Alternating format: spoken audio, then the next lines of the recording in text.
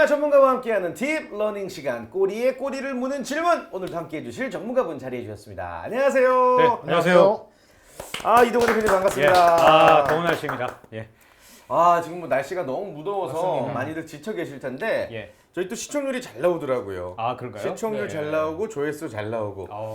이건 다 모두 다 정말 우리 태진님 덕분이지. 문상원 씨 덕분입니다. 아닙니다. 저희 시청자 여러분 덕분입니다. 그래요? 응? 난 우리 감독님 덕분인 줄 알았는데. 난 우리 작가님 덕분이었는데. 저희 이 공간 주인 사장님 덕분입니다. 이 옥탑방 좋은 장소 마련해 주셔서 감사합니다. 자, 오늘도 이 분위기를 이어서 따뜻하게 훈훈하게 한번 강의를 들어보도록 할 텐데 예. 오늘 대표님 준비해 주신 강의 주제가 어떻게 되나요? 아까 그 질문 풀었던 거 있었잖아요. 세계 경제 포럼. 예, 그렇죠. 세계 경제 포럼. 다보스 포럼. 다보스 예. 예, 그 부분에서 사실 우리가 이야기를 좀 이어 나가야 될 것 같은데. 그래서 좋습니다. 오늘 주제는 4차 산업혁명이에요. 다보스 포럼인데 4차 산업혁명? 네. 이게 무슨 연관이 있죠? 사람들이 사실은 4차 산업혁명을 이야기할 때 네. 항상 다보스 포럼, 이 세계경제 포럼 이야기를 하더라고요. 그래요? 예. 왜 그럴까요? 아까 문제 풀었으니까 알잖아요. 다보스 포럼에서 매년 나오는 얘기들이 이 혁명인가? 젠다 제시를 하는군요. 아젠다. 사실은 그 우리나라에 예. 젠다가 뭐야? 잘 아젠다를 얘기한 거예요. 네. 예. 나 예. 젠더를 얘기한 게 아니에요. 젠더. 그것조차 못 알아들었다. 자, 정리를 좀 해볼게요. 네. 4차 산업혁명이 우리나라에서 유행을 하게 된 거는 2016년이에요. 얼마 안 됐네요. 그렇죠.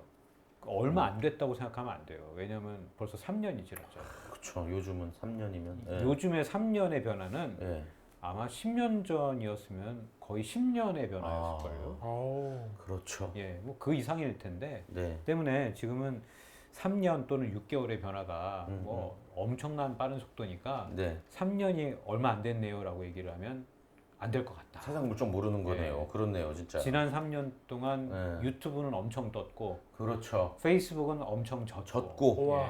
그 변화도 그렇죠, 사실은 그렇죠. 맞아, 일어난 거잖아요. 맞아. 예. 그러니까 이게 굉장히 빠른 거죠. 예. 자, 4차 산업혁명은 자, 우리 시간이 많이 없으니까 결론부터 얘기하면 네.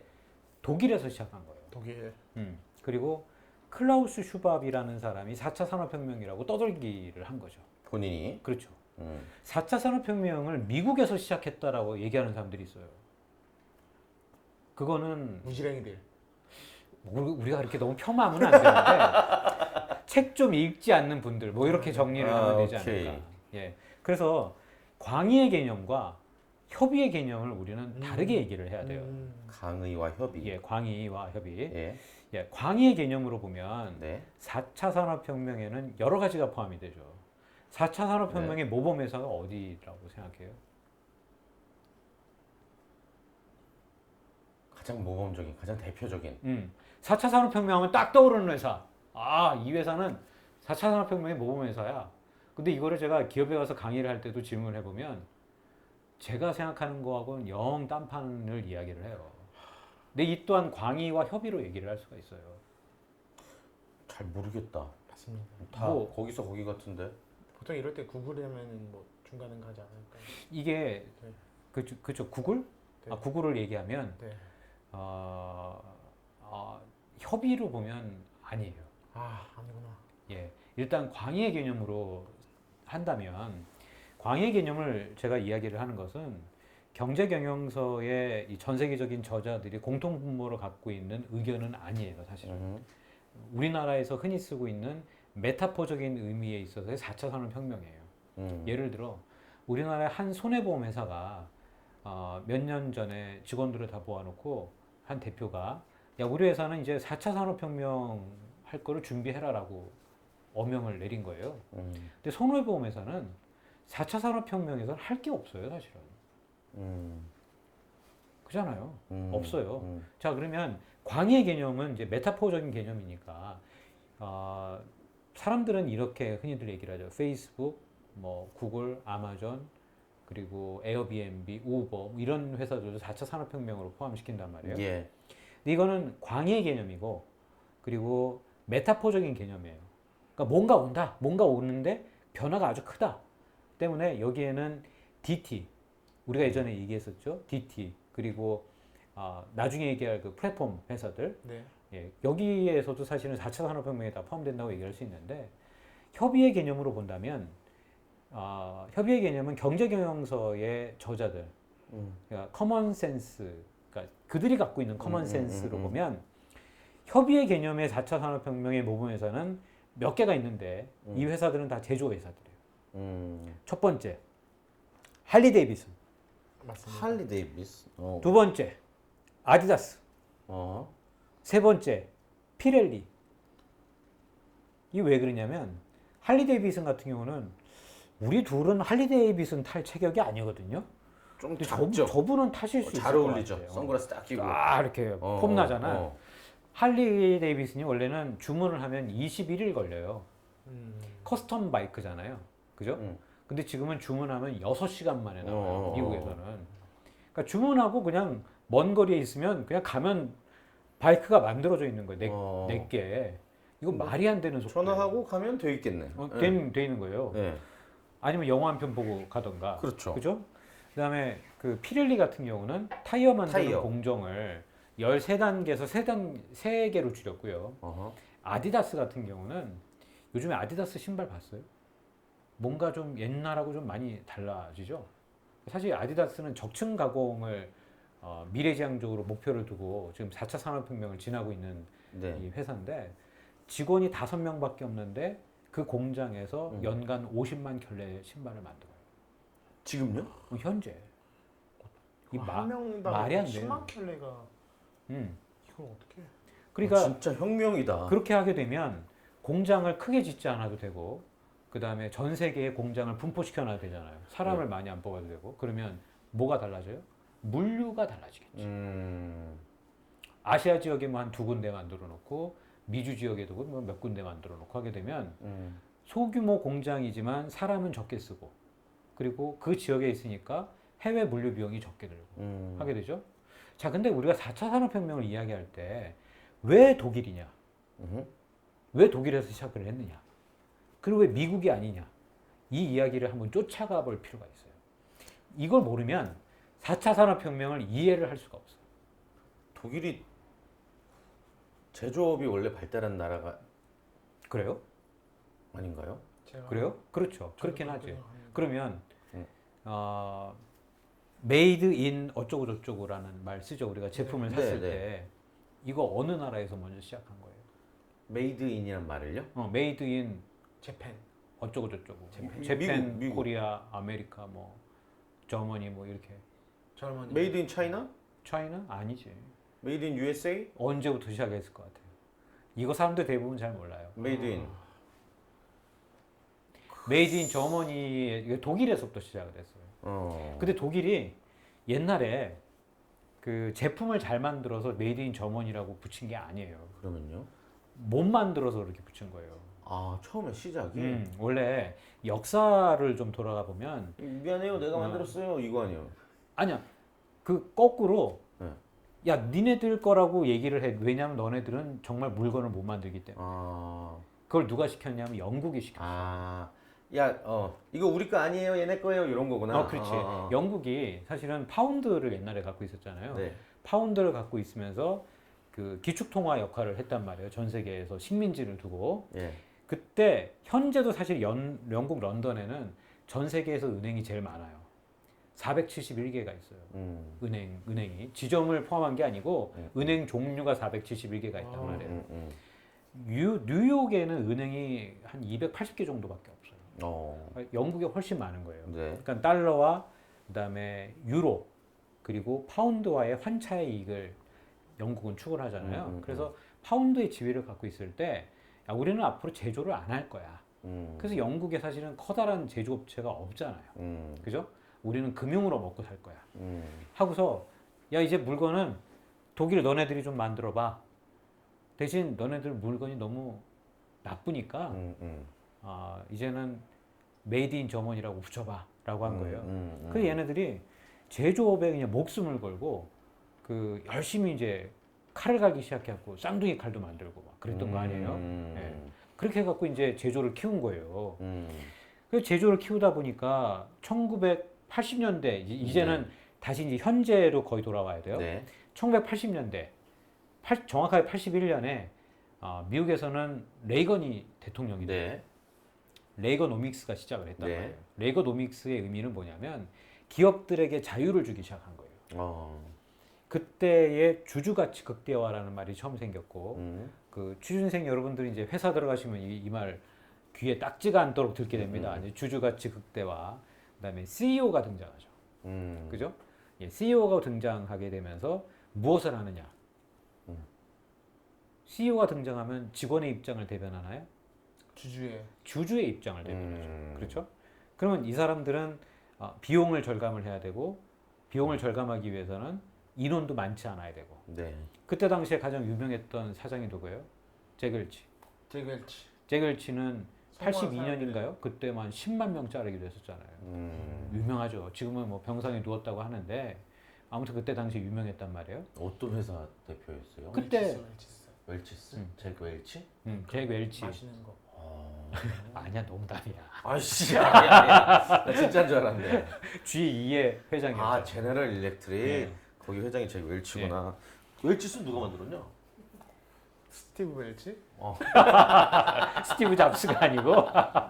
아무튼. 네. 자, 아무튼 그래가지고 그때부터 이 해외로 공장을 선진국들이 많이 보내기 시작해요. 왜냐하면 그때 당시에 이제 아시아 지역을 발견하게 되는데 아시아 지역에서 너무나 싼 인건비가 있는 거예요. 말도 못하게 싼 인건비가 등장을 하면서 자, 우리가 물류를 그냥 아시아로 다 보내자. 그래서 거기서 완제품을 만들고 난 뒤에 다시 본국으로 가져오는 거야. 대신 거기에 이제 관리자들 갖다 놓고 하면 되는 거 아니야? 라고 하면서 게다가 이제 교통과 통신이 발전하기 시작했고 90년대 들어가면서는 이제 인터넷이 등장을 했고 VoIP라고 이제 인터넷을 통한 전화도 가능해졌잖아요. 그러니까 통신 비용이 너무나 낮아진 거예요. 그래서 이제는 야, 제조업체들 다 아시아 쪽으로 전진해서 비용을 낮추고 했단 말이에요. 그런데 이제 앞불싸 2000년이 딱 넘어가면서 기술이 발달한 거예요. 기술이 발달하고 이제는 우리가 손에 기름때를 안 묻혀도 뭔가를 더 잘 만들 수 있는 상황이 된 거예요. 그래서 선진국들이 다시 제조업체를 본국으로 가져가는 거지. 이게 사실은 4차 산업혁명의 그 가장 핵심적인 메시지예요. 그래서 독일 같은 경우는 2006년이죠. 2006년에 첨단 기술 개발 전략을 만들었고 2010년에는 첨단 기술 전략 2020을 시작을 했어요. 그다음 독일 인공지능 연구소라는 거를 2005년에 만들었거든요. 근데 여기에는 카우저 슬라우턴 대학, 이름도 어려워. 카우저 슬라우턴 대학, 룬트 대학, 그리고 지멘스 SAP 뭐 이런 회사들이 등장을 하면서 포함해서 한 40개의 정부 단체 그리고 기업들이 모여갖고 뭔가를 만들기 시작했어요. 공장을 스마트하게 바꿔라. 그리고 우리는 제조 강국으로 간다. 국가적으로. 왜냐하면 독일이란 나라는 유럽이 예전에 어려웠었던 적이 있었잖아요. 네. 그때도 독일이란 나라가 그리스와 이탈리아들에게 강력하게 요구를 했던 건 야, 너네들은 정말 기름때를 안 묻히고 노력을 안 해서 그래. 결국엔 우리가 제조를 키워야 되고 제조가 있어야만 물류가 살아나고 물류가 살아나면서 서비스도 살아나는 거야 라고 하는 그 경험치를 갖고 있는 거예요. 네. 그러니까 영국한테 한 대 이렇게 딱 얻어맞으면서 지난 100년 동안 열심히 칼을 갈았거든. 그랬더니 전 세계에서 가장 높은 수준의 자동차를 만들 수 있게 됐잖아요. 자, 이제는 우리는 제조의 그 경험을 갖고 있기 때문에 이제 이 제조를 갖고 열심히 더 제조를 더 첨단화해서 할 수 있는 방법들을 찾자. 그게 바로 인더스트리의 4.0이라는 구호예요. 근데 이걸 가지고 2010년에는 하노버 박람회에서 독일 정부가 발표를 했어요. 인더스트리 4.0. 그리고 앙겔라 메르켈 총리는 그 철자가 끝에가 Y자로 끝나지 않아요. 예. 인더스트리에로 끝나요. 검색하면 나와요. 그래서 이걸 독일에서 만들었다는 의미로 독일어로 된 인더스트리라는 그 단어를 전 세계에 알려라 라고 얘기를 한 거예요. 하노버 박람회까지 그렇게 끝났는데 갑자기 2016년에 클라우스 슈밥이라는 사람이 포럼에서 4차 산업혁명. 4차 산업혁명으로 이제 빵 터트린 거죠. 근데 4차 산업혁명을 광의의 개념으로 본다면 어디까지가 얘기가 되냐면 ICBM도 있어요. ICBM? ICBM 뭘까요? 핵탄두 미사일. 아니에요. 그거 맞나? IoT, 클라우드, 빅데이터, 모바일을 ICBM이라고 불러요. 아, 그 재밌죠? 네. ICBM도 있고 뭐 드론도 있고 생명공학, 우주산업, 뭐 건강, 헬스케어 뭐 이쪽까지도 다 4차 산업혁명으로 포장을 하는데 사실 그건 너무나 멀리 나간 개념이고 사실 우리가 1980년대에 선진국들이 왜 주주가치 극대화와 CEO를 앞세워가지고 기업의 비용 절감 그리고 효율성 극대화를 외쳤는지 그리고 그 자본주의 시대가 계속 어떻게 무언가를 찾아왔는지 그렇게 해서 2000년이 넘어가면서 기술이 발전하면서 왜 공장들을 다시 선진국으로 가지고 오려고 했는지 이 맥락으로 본다면 제조업이 맞는 거예요. 그리고 그 관점에서 쓰여진 책도 있어요. 그 책을 누가 썼냐면 롤랜드 버거가 썼거든요. 지난번에 나왔었는데 롤랜드 버거가 그 독일에서 가장 유명한 전략 컨설팅 회사잖아요. 네. 예, 이 버거 이름이 아니에요. 예. 그래서 이 롤랜드 버거가 자체 보고서에다가는 이런 얘기들을 쭉 발표를 다 했단 말이에요, 사실. 그래서 우리나라에서도 이 책이 화제의 도서가 되기도 했었어요, 사실. 근데 많은 사람들이 읽지 않았다. 그런데 4차 산업혁명의 의미를 본다면 비용과 효율성의 극대화 그리고 자산 회전율의 증가, 예, 수익의 증가 이런 측면으로 볼 수 있어요. 따라서 우리는 무언가를 이제 실무에 적용할 때는 광의의 개념보다는 협의의 개념으로 보는 게 맞고 그렇다면 제조업체 중심으로 보는 게 맞아요. 우리가 나중에는 그 플랫폼에 대한 얘기도 한번 해볼 텐데 플랫폼이라고 하면 뭐 우버, 에어비앤비, 위키피디아, 뭐 페이스북 뭐 이런 거 아니에요 다? 넷플릭스? 그렇죠. 뭐 넷플릭스도 네. 뭐 그렇다고 볼 수도 있죠. 네. 자, 근데 이런 회사들까지 우리가 4차 산업혁명의 범주에 포함시켜 버리면 이 정확한 의미 구별이 안 되고 사실은 경제경영서의 저자들의 이 석학들 얘기를 집중을 해보면 네. 사실은 제조업체의 혁신, 제조의 혁명으로 보는 게 맞다는 게 사실은 제가 드리고 싶은 이야기고요. 그러나 우리나라에서는 아직까지 또 메타포적인 개념으로 많이 쓰고 있기 때문에 그런 부분들을 헷갈리면 안 돼요. 특히 CEO들은 굉장히 메타포적인 의미로 이걸 해석하려고 해요. 자, 궁금한 거 있어요? 4차 산업혁명의 중심에 우리가 지금 살고 있는 거잖아요. 맞아요.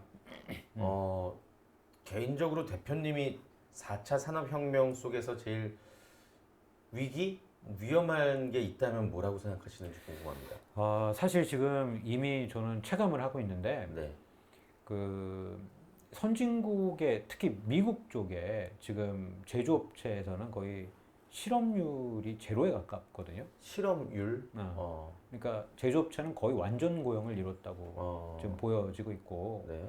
그리고 여성들이 입은 옷 중에 굉장히 많은 수가 메이드 인 USA가 있어요. 메이드 인 USA가 사실 그건 상징적인 걸 의미를 해요. 예전에는 선진국들이 제조를 하지 않았단 말이에요. 근데 지금은 제조를 하기 시작했고 그리고 프랑스의 그 나이 많은 그 학자가 경제학자가 쓴 책인데 우리나라에서는 번역을 했던 책에 폭력적인 세계 경제라는 책이 있단 말이에요. 선진국들이 옛날에는 주주가치 극대화와 CEO라는 걸 말을 앞세워서 공장을 다 해외로 보냈는데 그렇게 해서 신흥국들이 다 잘 살게 됐단 말이에요. 신흥국에 우리나라도 들어가요. 중국, 그다음에 뭐 대한민국 다 들어간단 말이에요. 근데 신흥국의 성장은 아주 역사적으로 보면 이례적인 것이기 때문에 빠르게 그 국부가 빠져나갈 가능성이 있다. 선진국으로 다시 돌아가는 거예요. 그렇게 되면 그들은 선진국은 더 잘 살게 되겠고 이 아시아 지역을 필두로 한 이 인건비가 저렴한 지역에서는 더 빨리 공장들이 빠져나가겠죠. 사실은 그런 현상들이 일어나겠죠. 때문에 저는 가장 위험하게 보는 것은 선진국들과 그다음에 신흥국들 사이에 격차가 점점 줄어들다가 앞으로 더 멀어질 가능성이 있지 않겠느냐라는 생각을 전 위험하게 좀 하고 있어요. 나라별로. 네. 예. 우리나라는 어떨까요? 우리나라가 사실은 네. 이 4차 산업혁명 뭐 4차 산업위원회도 있던데요. 보니까. 4차 산업위원회. 네. 근데 제가 이 여러분들의 그 우리나라 석학들의 강의도 좀 많이 들어보고 이야기도 좀 해봤는데 어떤 분은 굉장히 유명하신 분이에요. 근데 예. 그분은 4차 산업혁명은 미국에서 시작한 거다라고 음. 얘기를 하고 계시더라고요. 음. 그리고 미국에서 시작했다라는 그 경제경영서는 그렇게 언급하고 있는 책은 단 한 권도 존재하지 않는다. 예. 그래서 뭔가 잘못 알고 계시면서 이제 언급하시는 분들이 있는데 그것은 아마도 너무나 광의적인 개념으로 이제 해석을 하다 보니까 그렇게 하시지 않나라는 생각이 좀 들어요. 그러니까 정확하게 구분할 필요가 있어요. 알겠습니다. CEO들은 광의의 개념으로 접근한다는 거 꼭 알아두셔야 된다. 예. 조금 어려운 주제이긴 네, 했어요. 근데 근데 우리가 살고 있는 이 시대가 어떤 변화의 흐름 속에 있는지는 이건 당연히 알아야 되는 게 아닌가 생각이 드네요. 어떠셨습니까?